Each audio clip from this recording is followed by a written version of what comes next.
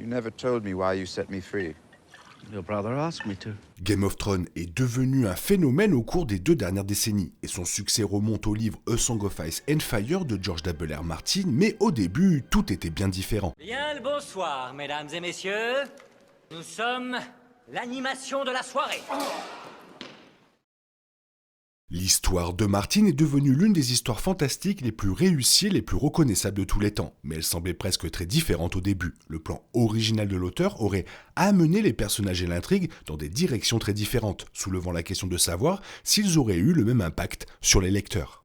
Si Martin avait suivi son plan initial écrit en 1993, ce ne serait pas seulement les livres Song of Ice and Fire qui seraient concernés. Game of Thrones serait incroyablement différent, et il est possible que la série n'ait pas trouvé un public aussi massif. C'est probablement pour le mieux que Martin ait décidé de modifier certaines de ses idées originales, même s'il a gardé quelques éléments du plan initial, comme le twist parental de Jon Snow. Il est cependant intriguant de revenir sur ses intentions initiales avec le recul, car elle souligne à quel point l'histoire a évolué depuis qu'il y a pensé pour la première fois.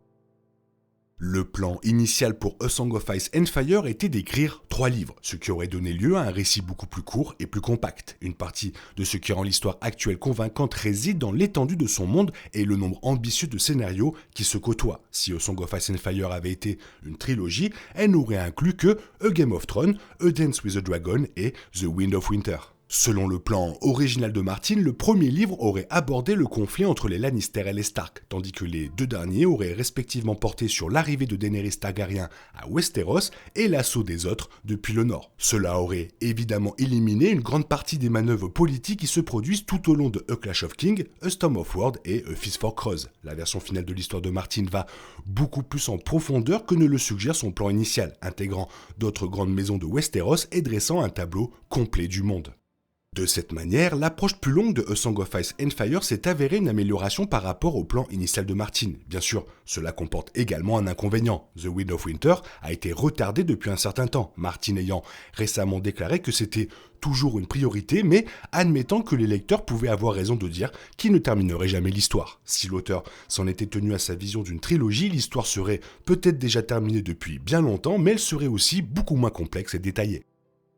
Croyez-moi ou non, Catelyn Stark a connu un sort pire dans le plan original, car Martin n'a pas inclus les noces pourpres dans son premier aperçu. Catelyn est quand même morte, mais elle l'a fait au nord du mur. Dans la vision initiale de Martin, Catelyn s'est enfuie vers le nord, juste après la décapitation de Ned, laissant Robb s'occuper seul des Lannister. Lorsque Jon Snow et la garde de nuit n'ont pas pu l'aider, elle a amené Arya et Bran et a voyagé au-delà du mur. Cela les a amenés à être capturés par les sauvageons puis attaqués par les autres. Les autres ont tué Catelyn dans le plan original, qui est sans doute pire que sa mort pendant les noces, même si Catelyn allait toujours mourir. Tragiquement, le plan original de Martin suggérait qu'elle pourrait revenir en tant que revenante, une situation à laquelle ses enfants pourraient être confrontés. Mais même devenir Lady Cœur de Pierre semble être un destin supérieur, car Catelyn peut au moins se venger des responsables de la trahison de la maison Stark.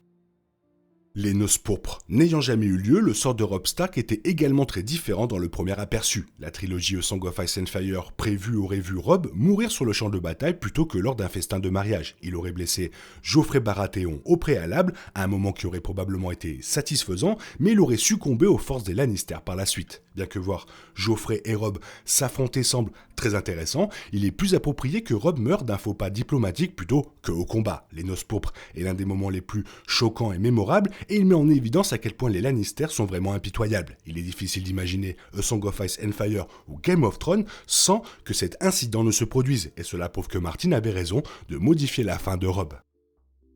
Les arcs de personnages d'Arya et de Bran auraient tous deux été différents dans le plan original, car aucun d'eux ne va au nord du mur avec Catelyn ou n'est capturé par les sauvageons dans l'histoire actuelle. Cependant, ce voyage amènera Bran là où il doit aller, vers le nord pour devenir la corneille à 3 yeux, bien que Martin écrit qu'il aurait eu une amère brouille avec Jon. On ne sait pas ce que Arya fera après cela, car elle ne sera pas emmenée à Harrenhal, ne rencontrera pas Jaqen H'ghar ou ne voyagerait pas avec le limier si elle s'enfuit avec Catelyn. Tous ces éléments sont des points cruciaux dans le récit d'Arya, et ils l'ont amené à visiter la maison des Noirs et des Blancs et à s'entraîner avec les Sans-Visages. Si Arya allait vers le nord, il est possible qu'elle soit davantage absorbé par les événements de Winterfell et de Château Noir. Les intentions initiales de Martin concernant sa relation avec Jon l'indiquent également, étant donné à quel point l'histoire d'Arya est bien plus excitante lorsqu'elle est forcée de s'échapper de Port-Réal avec Yoren et les recrues de la garde de nuit, c'est une bonne chose qu'elle n'ait pas fini par retourner dans le Nord si tôt. En parlant de la façon dont le voyage d'Arya était différent dans le plan original de Martin, l'auteur avait également prévu qu'elle soit prise dans un triangle amoureux avec Jon Snow et Tyrion Lannister. En regardant la version finale de l'histoire, il est difficile d'imaginer que les choses se passent ainsi. Mais les grandes lignes de Martin indiquaient que Tyrion formerait un lien à la fois avec Sansa et Arya plutôt qu'avec Sansa uniquement. En discutant de la façon dont Bran et Jon se disputeraient à cause de l'incapacité de Jon à les aider, Martin a écrit « Arya sera plus indulgente jusqu'à ce qu'elle réalise, avec terreur, qu'elle est tombée amoureuse de Jon, qui n'est pas seulement son demi-frère, mais un homme de la garde de nuit, juré avec le célibat. » Cela ressemble à une version plus inconfortable de ce qu'allait devenir la relation entre Jon et Ygritte, qui mettait plutôt à l'épreuve son vœu de célibat. Apparemment, si Arya et Jon avaient réellement eu des sentiments l'un pour l'autre, ceux-ci les auraient tourmentés, jusqu'à ce qu'ils découvrent la véritable identité de Jon. Bien que les relations incestueuses ne soient pas rares dans le monde de Westeros, c'est un soulagement que Martin ait décidé de donner à Arya et Jon une dynamique fraternelle plus saine. C'est encore un autre avantage du fait qu'elle n'aille pas au mur, comme son plan initial le prévoyait. Le plan original de Martin voyait Sansa Stark suivre une trajectoire similaire à celle des livres actuels, car elle serait initialement à Port-Réal avec les Lannister, puis se retournerait contre eux et retrouverait sa famille plus tard. Cependant, il semble que Sansa serait plus intentionnellement fidèle aux Lannister plutôt qu'à sa propre famille dans le premier livre, et son temps avec les Lannister aurait pour résultat que Sansa et Joffrey auraient un enfant ensemble, un résultat qui semble impensablement horrible avec le recul. Si Sansa devait s'en prendre aux Lannister dans le plan initial, il semble qu'elle serait toujours confrontée à la cruauté de la part de Joffrey et de sa famille. Cela signifie qu'elle aurait une connexion permanente avec eux, ce qui ne va tout simplement pas. Dans les livres actuels, Sansa épouse Tyrion qui ne consomme pas réellement la relation avec elle, puis fuit Port-Réal avec Littlefinger. C'est une bien meilleure voie pour son personnage et cela évite la possibilité que Jaime Lannister tue son enfant, ce qui aurait pu se produire si les choses s'étaient déroulées comme prévu. Tyrion est le Lannister le plus sympathique, mais le plan initial de Martin l'aurait rendu plus controversé au début. Bien que Tyrion soit indéniablement complexe dans les premiers livres Song of Ice and Fire, son absence pendant une grande partie du conflit initial Stark contre Lannister, parce qu'il est retenu captif dans le Val, facilite son changement. Et bien qu'il soit tout à fait du côté des Lannister, il ne semble pas prendre plaisir à blesser impitoyablement les Stark. Le plan initial de Martin le voyait incendier Winterfell, cependant l'auteur écrivait: Robb remportera plusieurs victoires splendides et mutilera Joffrey Baratheon sur le champ de bataille. Mais à la fin, il ne pourra pas résister à Jaime et Tyrion Lannister et à leurs alliés. Robb Stark mourra au combat et Tyrion Lannister assiégera et brûlera Winterfell. Et cela soulèverait des questions intéressantes sur ce qu'il adviendrait de Winterfell dans le plan initial de Martin. Son aperçu, qui se concentrerait principalement sur le début de l'histoire, n'indiquait pas si les Stark reconstruiraient leur maison. Bien qu'il ne l'ait pas encore récupéré dans les livres actuels, cela semble être un résultat probable étant donné ce qui se passe dans l'histoire. Et cela n'aurait peut-être pas été possible si Martin n'avait pas changé la trajectoire de Tyrion. Bien que Tyrion soit responsable de la destruction de Winterfell dans la première version de Martin, l'auteur a toujours eu l'intention qu'il change de camp. Cependant, plutôt que de rechercher Daenerys Targaryen, Tyrion se serait rapproché des Stark. Martin a écrit qu'il serait celui qui tuerait Joffrey en raison de son dégoût face à la brutalité du jeune roi. Il se serait alors associé aux Stark pour retirer son frère Jaime du trône. Et c'est aussi ainsi que Tyrion tomberait désespérément amoureux d'Arya, ce qui entraînerait une rivalité mortelle entre Jon et lui. Bien que Tyrion et les Stark affrontant un ennemi commun puissent éventuellement se produire, cela se déroulera probablement d'une manière bien différente de celle initialement prévue par Martin. Tyrion est actuellement à Meereen dans les livres, et à la fin de Dance with the Dragon, il n'a toujours pas uni ses forces avec Daenerys. Inutile de dire qu'il est loin de là où le placer le premier aperçu de Martin. Comme Jaime n'est pas roi, il tentera probablement également de retirer Cersei du trône de fer si ce scénario se produit.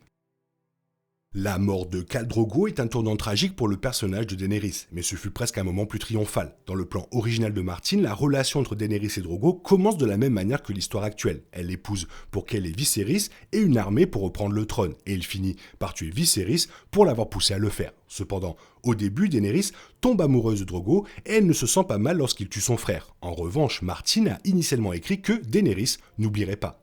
Dans le plan initial, Daenerys a tué Khal Drogo pour venger son frère, une tournure des événements surprenante si vous avez lu la version actuelle de l'histoire. Bien sûr, la première vision de Martin sur leur relation et sa fin présenterait des avantages. Demander à Daenerys de tuer Drogo de cette manière aurait confirmé dès le début sa nature impitoyable de Targaryen, créant correctement une tournure potentielle de Renfall pour plus tard. Jaime Lannister est l'un des personnages les plus intéressants car il s'impose comme une personne méprisable en poussant Bran par la fenêtre, puis commence lentement à révéler une meilleure facette de lui-même, ne serait-ce que légèrement. Il n'est pas clair si Jaime aura le même arc de rédemption que dans Game of Thrones, mais son arc de livre actuel est très différent de ce que Martin avait initialement prévu pour lui. Dans la première version de A Song of Ice and Fire, Jaime Lannister est devenu roi après la mort de Joffrey.